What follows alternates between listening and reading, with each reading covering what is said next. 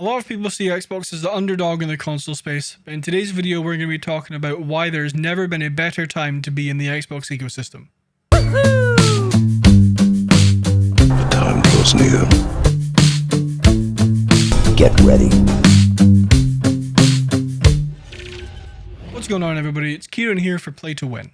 I want to cast your mind back to 2013 for a second. Don Mattrick is still in charge of Xbox, and they just announced the Xbox One, arguably one of the worst days in Xbox history and one of the worst console launches. The console itself was always online, Kinect was making the console $100 more expensive, and there was a bunch of rumors that Kinect was spying on you. Microsoft had even patented software that would allow Kinect to look at how many people were in your room and charge them for pay-per-user content. There was no easy game sharing like there was on PlayStation, and there was no real focus on it being a gaming system. TV was mentioned about 100 times during that presentation. And fortunately, we have a product for people who aren't able to get some form of connectivity. It's called Xbox 360. Right. So stick with 360. That's your message if you don't like it? If you have zero access to the internet, that is an offline device. I mean, seriously. And overall, it just wasn't a focus on what the Xbox consumer wanted. That was why it was one of the worst consoles in history. Don Mattrick famously left Xbox a couple months after that Xbox briefing because it went so poorly, because there was no faith in his leadership at Xbox anymore. This led to, in 2014, Phil Spencer taking over as head of Xbox. This whole video was kind of inspired by him now being head of Xbox for the past 7 years as of March 31st. Phil Spencer was the one who introduced the Xbox One X, a 4K gaming console that would offer enhanced games, higher resolutions, faster frame rates, and improved textures in hopes to win back a few people. The very famous kind of slogan for the One X was the world's most powerful console, which it was at the time. To everyone else, I think that was just an updated model. It was just a better version of the Xbox One, hoping to win back a few people. But to me, when I was watching that reveal, it didn't say, oh, this is just an upgraded box. To me, that said, we are dedicated to being a gaming platform. We are dedicated to making good video games, and we are dedicated to you, the Xbox consumer, who want to play video games. Cut to the next year, and you have Xbox Game Pass. Play over 100 games for only $10 a month, no streaming, download them to your system and play them for as long as you want until they're removed from the service or you're finished with them. This is the best thing that Xbox has ever done by far. Game Pass is incredible value, especially with the introduction of Game Pass Ultimate, in which you have Xbox Live Gold, Xbox Game Pass for PC, and Xbox Game Pass for console, all for, I think it's $15 a month. It's £11 here in the UK. This is by far the best thing that Xbox has ever done. It's incredible value. It has brought so many people to the platform, and they have almost doubled their subscription base in a year. They had about 10 million subscribers last April. They haven't announced whether they have 20 million yet, but I would assume they have 20 million subscribers as of this April, by the end of April maybe. I also want to point out that Game Pass's biggest benefit, and I think this one is overlooked quite a bit. Xbox's biggest benefit is Microsoft's first-party games are coming to the service day and date. That means that people who are subscribed to Game Pass don't need to go out and spend $50, $60, $70 on the latest game from Microsoft, like Halo Infinite or Hellblade 2 or Forza Horizon 5. You are going to get those games day one included in Game Pass, essentially making those games free. On top of that, you also have EA games that are being added to Game Pass as of last November. This is one of the best moves that they could have made for the service. You are bringing a huge collection of games. You are making sure that there is something for everybody. EA games are immensely popular. They sell incredibly well every year. And just bolstering that service to that level solidifies it as the best deal in gaming. That's honestly one of the number one reasons why you should be within the Xbox ecosystem to some extent. Whether that's on console or PC, you have access to, on console, over 200 games, on PC over 150, I believe. You need to be in the Xbox ecosystem, if not just for Game Pass alone. Now, the Xbox Series X was launched last November on the 10th. Air quotes, the world's most powerful console again.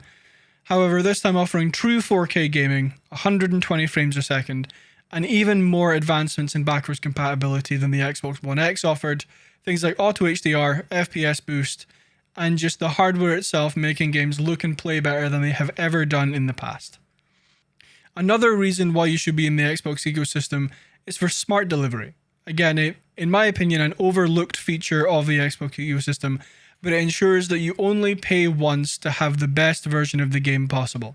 Now, this is dependent on the developer or the publisher and whether they support it, but Microsoft have put a very heavy emphasis on wanting people to support this feature. So, as an example, if you buy GTA 5 on Xbox One, when the Series X version of the game comes out, if Rockstar support it, you won't need to pay again to upgrade to the Xbox Series X version of GTA 5. You will get the upgrade for free. You also have xCloud, their mobile cloud-based streaming service for games, which again is included in Game Pass Ultimate, but it allows you to play games anywhere. And honestly, cloud is the future of gaming. I know a lot of people don't want to hear it, but in 10, 15, 20 years, I think consoles are still going to be around, but I don't think they're going to be the main focus of developers and people like Xbox and PlayStation. Cloud is going to be their main focus. xCloud allows you to take your mobile device and play games wherever you go using an Xbox controller or the Razer Kishi or any basically Bluetooth controller. One of the best things about xCloud is if you are already an Xbox Game Pass Ultimate subscriber, is it's already included in the service. So there's no additional fee, there's no pay per game, none of that. You can just use your phone to play games wherever you go, which means that if you are on your way to go and meet your friends at a park, which, you know, before COVID you could do, if you were going to go and meet your friends at a park and you were in the middle of playing a game, you could pause your game on your Xbox, pick it up on your phone while you take the bus, and then just resume right from where you left off. So now I'm quickly going to turn to not what we have now, but what we are going to get in the future. The first off being the Initiative, a studio built from the ground up from industry-wide talent focused on making high-quality, quadruple A exclusives, whatever that means. Their first project is a reboot of the Perfect Dark series, but this studio is mainly focused on making, in my opinion, Sony-level IP. Games like God of War or The Last of Us or Uncharted. Games that Xbox has been lacking for the last almost decade now. There haven't been many stellar Xbox exclusives in the last decade. The most notable that comes to mind are Sunset Overdrive and Ori and the Will of the Wisps. Or just the Ori series in general, actually. Again, to me, the Initiative is Xbox coming out and saying, we are dedicated to providing you with exclusive content that you can be proud of, and exclusive content that you actually want to play, and not games that consistently rank in the 6 or 7s. Speaking of Microsoft's first party, over the last 3 or 4 years, they have been acquiring some industry-wide talent in the form of people like Ninja Theory, Obsidian Entertainment, Double Fine Productions, Playground Games, most notably Bethesda.